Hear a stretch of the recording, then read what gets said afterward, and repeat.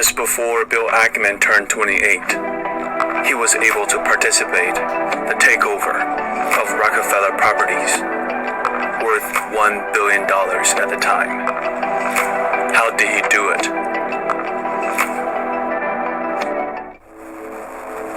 With a strong belief that you can learn investing on your own, Bill Ackman decided to start his own hedge fund right out of the graduate school.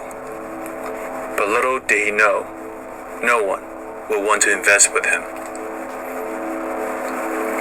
After being rejected dozens of times, he reached out to his professor in college, Marty Peretz.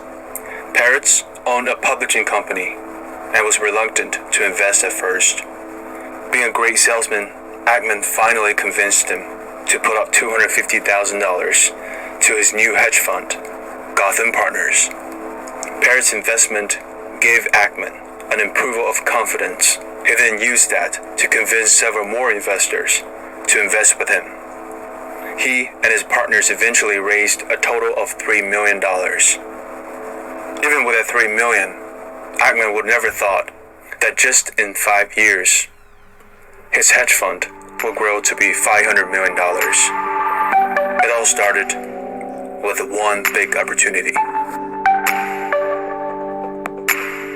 In the mid-1980s, the Rockefeller family wanted to take out $1 billion plus mortgage loan on the property. But there wasn't a bank big enough to lend it to them. Instead, they set up a public company structure as a real estate investment trust called Rockefeller Center Properties. David Rockefeller was the chairman of the board, and investors bought the stocks largely because it paid big dividend, and they liked the idea of partnering with the Rockefellers. But as the real estate market was falling apart in the early 1990s, 1994, the real estate market fell, leaving Trump unable to make payments on the land. And in 1990, the whole country, it just went very, very bad. The company was forced to cut the dividend.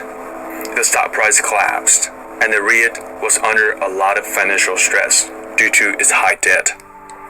Bill Ackman saw opportunity.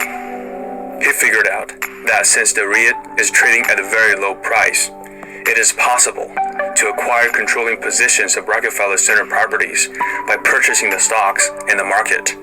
He believed that there is a huge long-term value of the real estate that everyone overlooked. At that time, Rockefeller Centers had 6 million square feet of office space, some of the most valuable yet undermanaged retail space in the world, and 2 million square feet of air rights. His plan sounds exciting and potentially can tenfold his investment, but there's one problem. He didn't have enough capital to take over the company. Ackman ran around town trying to find someone who would do this deal with him, but no one seemed interested or even understood his idea. Not until he called Joe Steinberg. Joe Steinberg was the president of Locadia National Corporation, a public traded investment company. He met with Ackman and immediately decided to partake in this deal. They together bought a good chunk of Rockefeller Center. Then they started to rally the Rockefellers and other owners to recapitalize the company.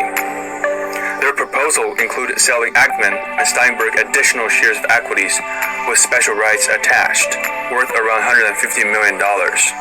This will allow both of them to own the Rockefeller Center. But the board turned down Ackman's proposal and chose a different deal with Goldman Sachs. Even though Ackman failed to acquire Rockefeller Centers, he made a significant return for the trade. But more important than monetary returns, Bill Ackman had made a great name for himself. After the Rockefeller Center deal had closed, Ackman walked away with some powerful players on his side. By 1998, 5 years after starting, Gotham Partners had grown from $3 million under management to over $500 million.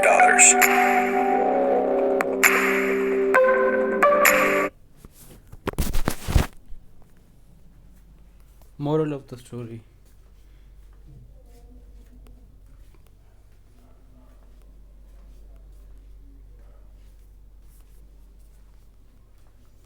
Moral of the story, don't just panic in the selling.